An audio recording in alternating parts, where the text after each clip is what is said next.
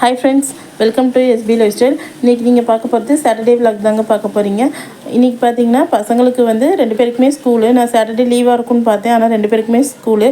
சரி என்ன பண்ணுறது அதுக்கு மேலே. அப்புறமேட்டு சரி அவங்களுக்கு லஞ்சு அதுவும் 3:30 வரையும் சொல்லிட்டாங்க. நேற்றே பார்த்தீங்கன்னா நான் மாவு போட்டிருந்தேன். ஸோ அதனால் மாவு எடுத்து வச்சுட்டு இட்லி ஊற்றிடலாம் காலையில் 3:30 வரையும் தானே. அதனால் இட்லி வச்சு தக்காளி சட்னி வச்சு மதியம் லஞ்சுக்குமே கொடுத்துடலாம் அப்படின்னு நினச்சேன். ஆனால் என் ஹஸ்பண்டுக்கு பார்த்தீங்கன்னா மார்னிங் ஷிஃப்ட்டு போவாங்க. இன்றைக்கின்னு பார்த்தா அவங்க டே ஷிஃப்ட் போகிறாங்க. அதனால் அவங்களுக்கும் லஞ்ச் பேக் பண்ணணும் அப்படின்னு சொல்லிட்டாங்க. சரி வேறு வழி இல்லாமல் சரி சாதமே செஞ்சிடலாம் அப்படின்னு சொல்லிட்டு சாதம் வடித்தாச்சு.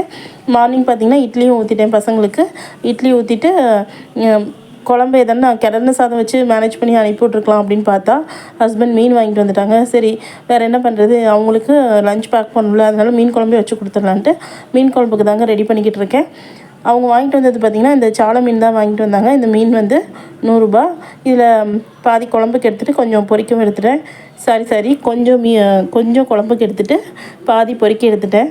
ஏன்னா எங்கள் வீட்டில் குழம்பு மீன் சாப்பிட்றது நான் மட்டும்தான், வேறு யாரும் சாப்பிட மாட்டாங்க. அதனால் கொஞ்சமாக எடுத்துக்கிட்டேன். பொரித்து கொடுத்தாச்சு. ஹஸ்பண்டுக்கும் லஞ்ச் பேக் பண்ணியாச்சு. அவங்க மார்னிங்குமே எனக்கு பேக்கில் வச்சிரு அப்படின்னு சொல்லிட்டாங்க. சரின்னு அவங்களுக்கும் கட்டியாச்சு. இது பசங்களுக்கு வந்து இட்லி கொடுத்து விட்டுட்டேன். இப்போ லஞ்ச் பேக் பண்ணுறதுக்கு முன்னாடி இந்த டிப்ஸ் உங்களுக்கு தெரிஞ்சிருக்கலாம். உள்ளுக்குள்ளே ஏதாவது இந்த மாதிரி அட்டையோ நியூஸ் பேப்பர் வைக்காதீங்க. மேக்ஸிமம் கொஞ்சம் கனமான அட்டை வச்சிங்கன்னா உங்களுக்கு உள்ளே சிந்தினாலும் பேகுக்குள்ளே அழுக்காகாது, ஸ்மெல் வராது.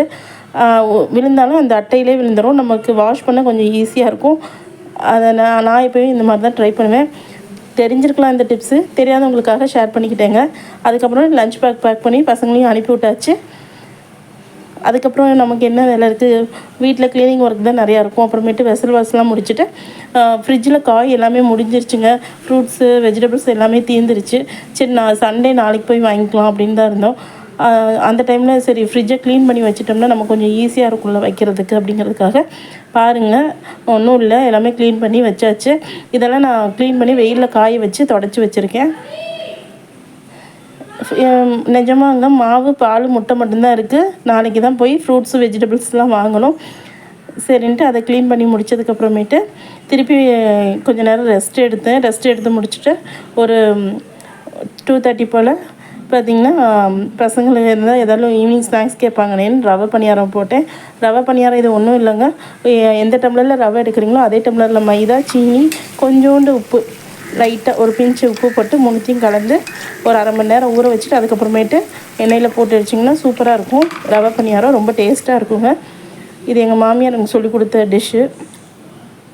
இது நாளை விட அடுத்த நாள் சாப்பிட்றதாங்க ரொம்ப டேஸ்ட்டாக இருக்கும். வீட்டில் ட்ரை பண்ணி பாருங்கள், நல்லாயிருக்கும். அதுக்கப்புறமேட்டு 3:30க்கு மேலே பசங்களை கூப்பிட்டுட்டு வந்துட்டேன். பாருங்கள் கூப்பிட்டுட்டு வந்துடுச்சு. அப்புறம் கொஞ்சம் ரெஸ்ட் எடுத்துகிட்டு வீட்டிலே கொஞ்சம் நேரம் இருந்துட்டு ஒரு 6:30க்கு மேலே நாங்கள் பீச்சுக்கு போயிட்டோம். முத்துநகர் பீச்சுக்கு போயிட்டோம். அங்கே பசங்கள்லாம் விளையாட விட்டு என்ஜாய் பண்ணிக்கிட்டு இருந்தாங்க.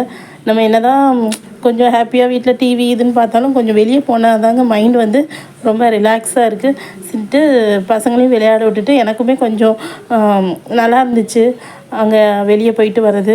இந்த வீக்கெண்டானால் எங்கேனாவது வெளியே போனால் தான் கொஞ்சம் நல்லாயிருக்கு. மைண்டு கொஞ்சம் ஃப்ரீயாக இருக்கிற மாதிரியே இருக்குது. இல்லைனா வீட்டுக்குள்ளேயே இதே ஒரே வேலைன்னு அதே பார்க்குற மாதிரியே இருக்குது. சரி அதனால் வெளியே போகலாம் அப்படின்னு சொல்லிட்டு வந்தோம். நீங்கள் வீக்கெண்டுனால் எங்கே போவீங்கன்னு மறக்காமல் கமெண்ட் பண்ணுங்கள் ஃப்ரெண்ட்ஸ்.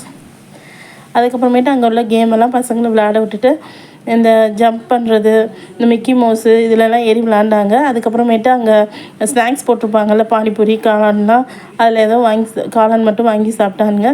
சரின்னு வாங்கி சாப்பிட்டுட்டு வந்தாச்சு. இந்த வீடியோ கண்டிப்பாக உங்களுக்கு பிடிக்கும்னு நினைக்கிறேன். பிடிச்சா மறக்காமல் சப்ஸ்கிரைப் பண்ணுங்கள், லைக் பண்ணுங்கள், சப்ஸ்கிரைப் பண்ணுங்கள். ஓகே ஃப்ரெண்ட்ஸ், பாய்.